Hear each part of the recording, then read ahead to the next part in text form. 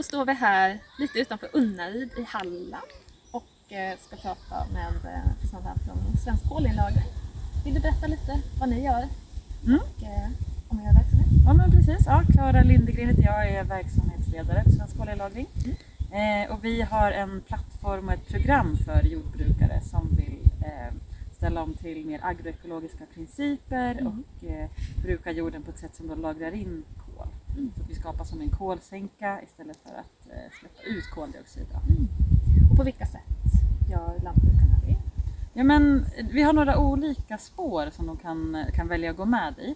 Vi har dels då vår kolkredit som är liksom vårt hårda paket då, där det resulterar i alltså en kvantifierad inlagring av kol som företag då kan investera i. Och då handlar det om att de ska uppfylla, vi har satt ut 4 kriterier, så kan de uppfylla 3 av 4 kriterier varje år under 5 års tid. Och de kriterierna bygger på de regenerativa principerna, agroekologiska principer helt enkelt. Så det handlar om att hålla marken täckt, ta kontinuerlig tillväxt av biomassa, levande rötter, levande gröda och biologisk mångfald också. Ja, precis. Och hur många lantbrukare är det som är med i de här? Ja, alltså vi har över 40 lantbrukare idag som är med i programmet. Men vi har ungefär ett 100-tal på kö, så intresset är väldigt stort. Och nu väntar vi snarare på investerarsidan, att vi ska få in finansiering då. För att hela vår affärsmodell handlar ju om att företag ska vilja köpa eller betala för en förbättrad jordhälsa eller för mer i kolkreditens fall då, kolinlagring. Som de sen kan använda i sin klimatrapportering eller visa att vi bidrar till någonting gott. Vi bidrar till vi har gjort en klimatinvestering i Sverige lokalt. Precis. Och hur jobbar ni tillsammans? Jag såg någonting på er hemsida om kolklubben. Ja, men precis. Ja, men vi jobbar ju liksom på flera sätt. Vi har dels kolklubben som är mer vårt ett nätverk där lantbrukare kan ställa frågor, där vi postar information om utbildningar vi håller i, gårdsbesök, delar länkar men alltså framförallt skulle jag säga där de kan lära av varandra. För att de är ju experter och vi har några som är med i programmet som är verkligen riktiga kolinlagringsexperter. Ja. De är en otrolig resurs alltså, för de andra och vi är så himla glada att de är med bara helt enkelt. Så där har ni en plattform för gemensamt lärande i princip? Ja, men verkligen. Och det är det är en av våra huvudgrejer, att det är vi lär tillsammans. Det är ett samskapande och men vi gör det tillsammans helt enkelt. Och inte bara vi och lantbrukarna utan även forskare och företag. Vi är med i flera projekt, men vi är bland annat med i ett som heter FinBio. Där vi undersöker biologisk mångfald med hjälp av eDNA och också med insektsfällor. Så det är både ovan och under jord. Ska upp till ett index där på den. Men sen också så jobbar vi har intensive sites som vi kallar det, där vi tar jordprover oftare, tätare och till större djup än vad vi gör på våra vanliga sites då.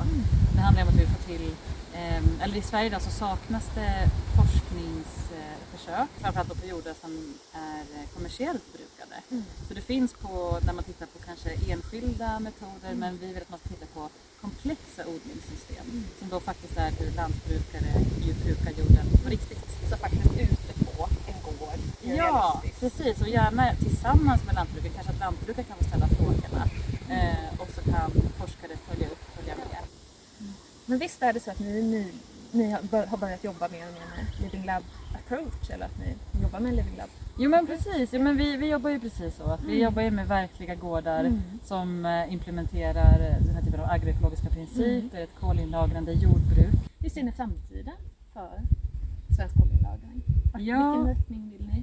Ja, men det är spännande. EU har ju precis kommit ut med ett utkast till ett ramverk nu för kolinlagring i jordbruksmark. Så vi följer det noga och vi får se hur det utvecklar sig. Men vi hoppas att det ramverket och att den generella riktningen blir att vi hellre sätter igång nu, att vi måste börja göra grejer och att det blir generellt rätt.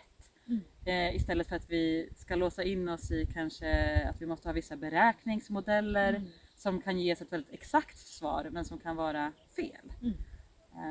Så vi ser en sån riktning och vi hoppas såklart att vi ska växa, att många företag vill gå in och vara med och finansiera den här omställningen. För det handlar inte bara om kol, att de ska kunna rapportera det, utan det handlar liksom i ett större perspektiv om beredskap. Alltså att vi ska kunna ha mat här i Sverige, till exempel i en kris, eller att vi ska kunna stå på egna ben helt enkelt.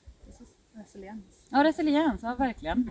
Verkligen, och också liksom hela klimatanpassningsbiten. Alltså, det finns ju många sätt att jobba med kolinlagring, alltså jag tänker på såna här CCS, alltså mer tekniska tekniker som är i princip en dammsugare för koldioxid då, som man sen stoppar ner i marken i lagring. Men det som är fina med kolinlagring i jordbruksmark, det är ju att det finns, alltså vi kan börja nu, det finns jättemycket jordbruksmark som vi kan börja ställa om och det kommer med så många mervärden. Att helt plötsligt, om vi har ställt om en mark, då blir utsläppet av näringsämnen, alltså näringsläckaget för den blir mycket mindre och den klarar sig i ett förändrat klimat. Till exempel då om vi skulle få torka eller skyfall eller om det kommer nya slags insekter. Jag hoppas att vi får se ett landskap som är jättediversifierat. Ett odlingslandskap som myllrar av liv och där det är fågelkvitter och nötträd och allt möjligt där människor också trivs och djur också. Det låter som en fantastisk. Ja. Tusen tack. Ja, tack så mycket.